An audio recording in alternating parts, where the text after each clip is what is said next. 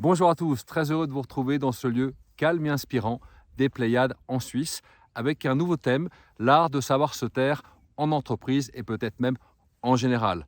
La première raison qui me mène à vous parler de ce sujet aujourd'hui, c'est que dans une discussion ou dans une négociation en entreprise, celui qui souvent sait poser les questions, qui sait se taire, est souvent celui qui va finir par mener les débats. La deuxième raison, c'est qu'il y a une différence fondamentale entre entendre et écouter. Souvent, nous savons entendre quelqu'un qui nous parle, nous savons rarement l'écouter. Écouter la personne qui est en face de nous, bien écouter ses mots, bien comprendre qui elle est, quel est son momentum de vie ou en entreprise, quelles sont ses intentions, quelles sont ses sensations à l'instant où elle nous parle. La troisième raison est un peu plus naturelle. Nous avons été équipés dès la naissance d'une bouche et de deux oreilles.